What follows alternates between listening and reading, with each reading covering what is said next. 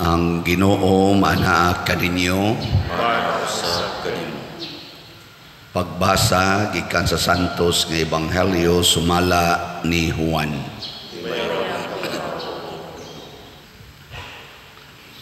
Unom kaadlaw sa wala pa ang pangilin sa pagsaylo, miadto si Jesus sa Betania di nagpuyo si Lazaro ang gibanhaw ni Jesus. Naghikay sila panihapon alang kaniya ug si Marta maoy nagsilbi samtang si Lazaro usa sa mga mitambong sa kananan uban kang Jesus. Unya si Maria mikuhag tunga sa kilong pahumot nga mahal kaayo nga hinimo gikan sa lunsay nardo.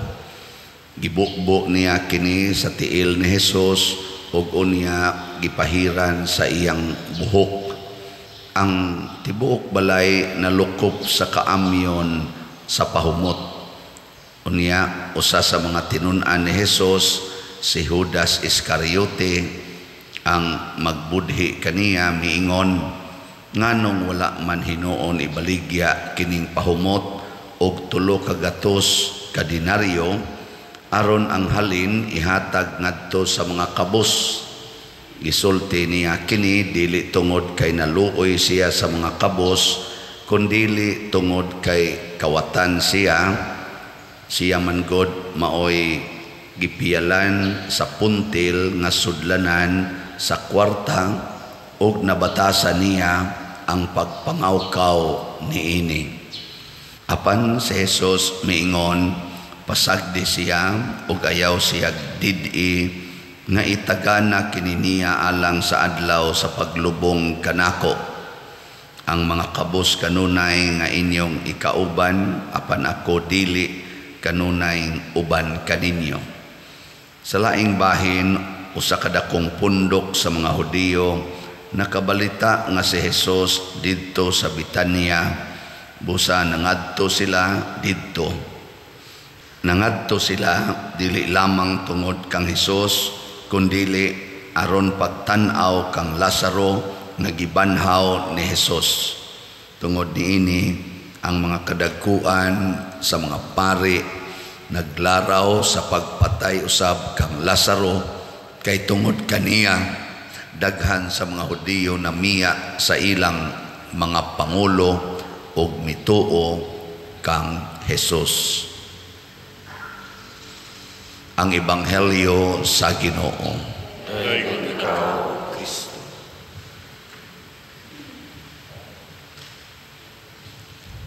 Ang atong unang pagbasa naghisgot sa batasan sa Mesiyas. Matod pa diri sa unang pagbasa, iya giyong ipatunhay ang hustisya.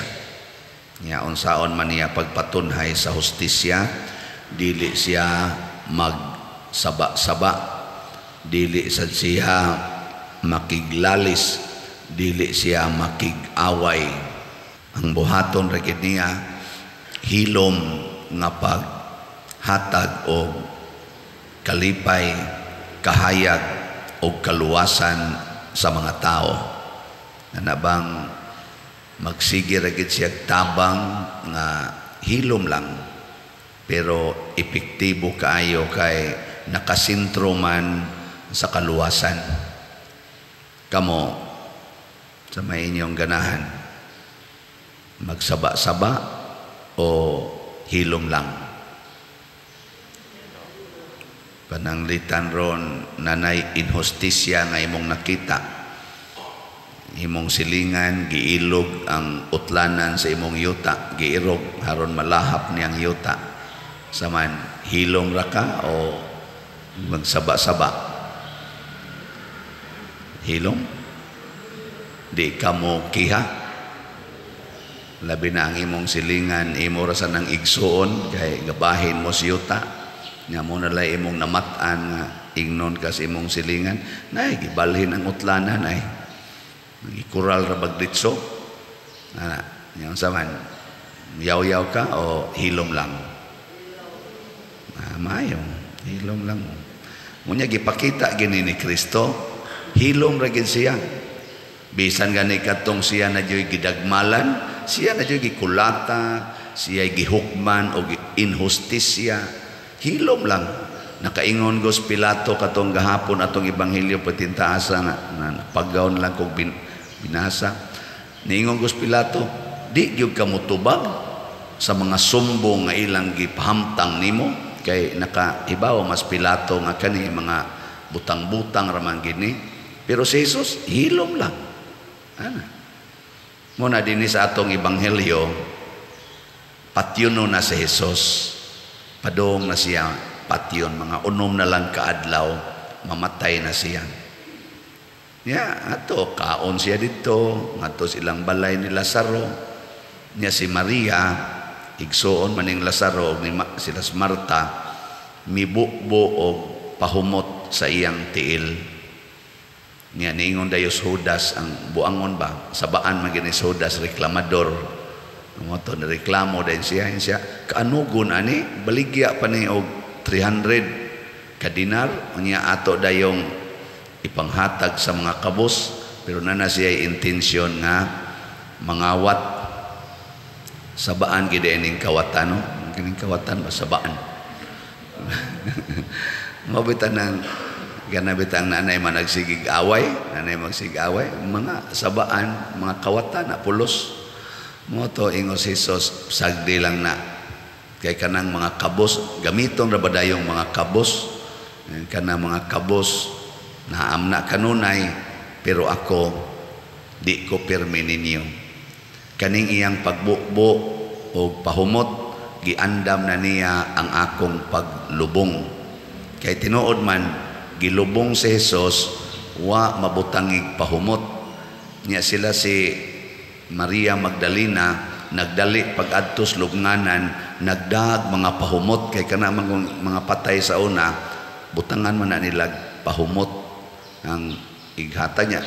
Dali-dali biato pagkuha sa cross, pasok na dito sa lubnganan. So igo rang gilimpyuhan niya, giputos og panapton, butanganan patug pahumot. Oy, pag-abot nila dito, wa naman si Jesus. So, wa ito mabutangig pahumot. Pero nabutangan gid siya 6 days before siya namatay. Kamo, kana bang hibaw na kang giplanuhan na kang patyon? Unsa man, hilom ra ka o magsaba-saba? Anaong ninyo, umot lang. Di ba ka magsingon, uy na, katabitang gitiksan ko nga patyon ko no ko. Katabang gitiksan ko nga patyon ko, basta gubuta ato sa mga friends nato sa social media. Hangtod gud karon magsige pagsulti nako, pader kumusta naman to mo patay nimo nako. Wa pa man dire kay og nana pa, wa na ta karon magsulti.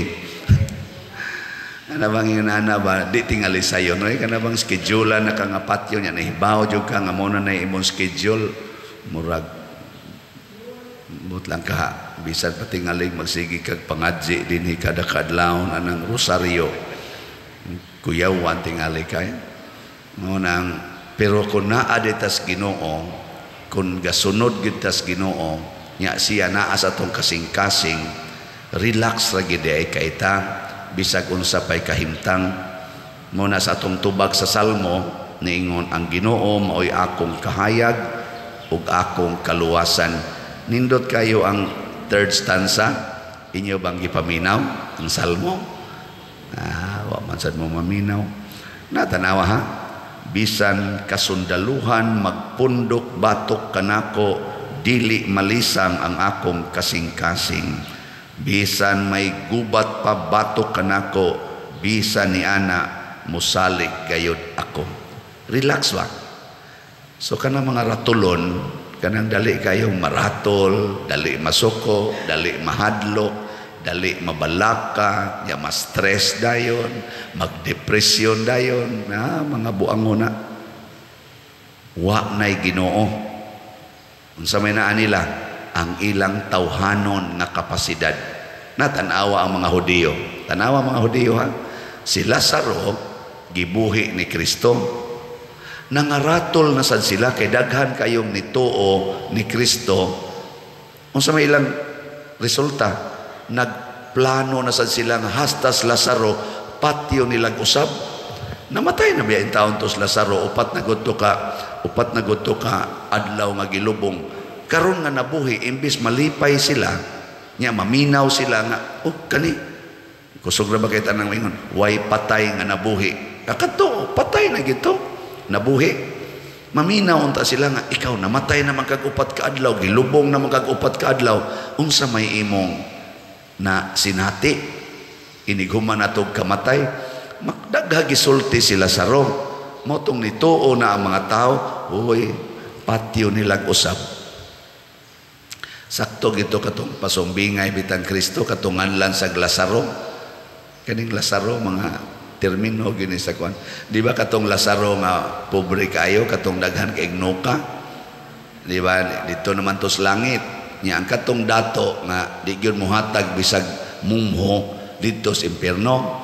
Nya niingon ang kaning dato, amahan, pabalika si Lazaro ngadto sa amo, haron katong 5 na ko kaigsuong lalaki kapasidanan og dili muanhi mapunta aning impierno.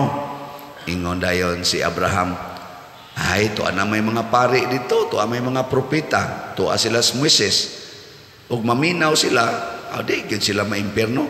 Isa dili pa naigo kung doon nagipatay nga mabuhi, maghinulsol gito sila. Unsay tubag ni Abraham nga mo igisulti ni Kristo, actually siya ato igasulti gud, nimuhimo lang siya senaryo ba. Unsay giingon ni Kristo, kung di gyud sila motuo sa gisangyaw sa mga propeta o karon sa gisangyaw sa simbahan, sa mga pari o sa ebanghelyo, di gyud sila mabag-o bisan pag naay patay nga mabuhi. O tinuod yun, si Lazaro nga katong igsuon nilang Marta nabuhi gikas pagkapatay, patio na sa nilang usab. No. Ang sama ning atong kinaiya nga puparihaan kanabitang na ay manuyupay ba? Nya kawatan kay tanan, sige pangawat sa inyo. Nya mo balik nimo og moingon, tabangi ko ma'am, nagbasol na ko. Ansaman, motoo ka?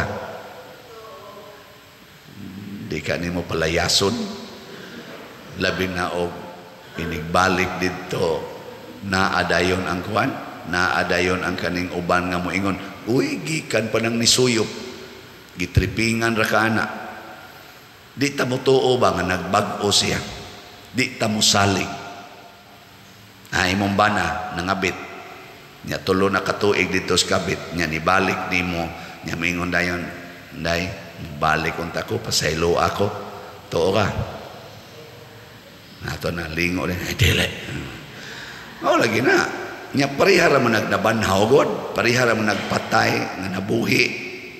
Mao to katong prodigal son, ang amahan, di ba ang amahan, pagbalik sa iyang anak, wa na daghang pangutana. Pagbalik, wagi siya kasiguro nga nibalik to kay nahurot ng kwarta, mangayo na sadto. Niingon dayon ang amahan, namatay na ni siya og karon nabuhi. Lipay kay amahan. Mubda na ka na mangayo na tog bugas dinhi, magsige mo nagbalik-balik niya ako bang komedyahan ba? Ay nagbalik ka, sige na lang kagbalik ni. Gasalig na lang kanamo dinhi aron mabuhi anang imong anak. Magsige ra bagya pug panganak. Balik na san, mabdos na san, yan ikatawa ato, ari na san mangayo. Sige lang kagbalik diri, pero sa ako ra nang bakba, pero sa akong kasing-kasing, lipay ba ako nga midool sila. Pasabot, nakita din nila nga na ay grasya kung muari diri. Pasabot, kay bao silang naagitay kulikta. Nga ma-imagine din ako ra basad sige ra kong balik-balik og pamaligya slat, pastilag ingnon ko ani sa akong gibaligyan. Sige naman lang kagbalik-balik og baligya ana pa dire. Ana ba no? Mo na ingon, do unto others what you want others do unto you. Na sige ginaghatag. Ingon din na sila di opisina kanila sterin na. Dre, diyan na sa dre nako. Unsa may ihatag dre? Maulang gyapon. Hatag lang yapon. ana mo nang mangimbitar paglain gahapon diha na sa tuy upat nga magpa-enroll. Naku pati na ginindaghana magsigig balik na to kada semana. Mao nang nako ay sa ipa-enroll pahataga sa bayodita. Pero kuan di kita mo pakyas ana mao sa tingali nga ang ato sang mga kaigsuonan nga naay tubig-tubig ag jutay naagid sila ipisik-pisik na tong tubig pinaagis pagpalit og slots lipay sa taana, di ba? Manghatagan ta, manghatag sa ta. Pila na may atong halin as of yesterday. Ang atong SBF DAG para sa atong kumbinto niabot ng atong halin og 12,479 ka slots. Pakpak. Ang ato ganing kuan, atong GPHG, ang atong para sa pista o sa karong Holy Week, niabot na atong halin og 9,345 slots. So, pakpak yato. Nindot ana. Niya karon ang atong mga apostoles, banuroy man ni sila. Magdasa ni sila kahon. Ang katong muhog sa kahon, malangit na sa to. Na sila. Kinsa kay Judas ani nila, lakaw ani nila. 12 nila kabok. Naingaw bitaw sila pader. Pwede og punan. Nako ay lang sa namo to'y 72. Nagipadalan. Ay lang sa punan.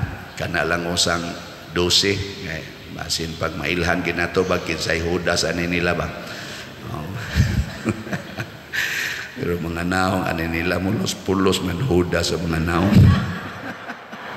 Pero usahay ra ba kaning naong deceiving ba na no? Nayo say bati kay naong mura kag maglagot pero kung agwapo ni sila komedya to ako. Brad ay mo kasuko brad. Kamo brad ba suko din. Kana nabuutan ni sila pulos. So ato lang yang obserbahan no. Wa bagi reklamo ang mga tao. Mo reklamo niya sila diri man to imong apostolis galisod naman tog lakaw ngano man apiang sa wa hubog.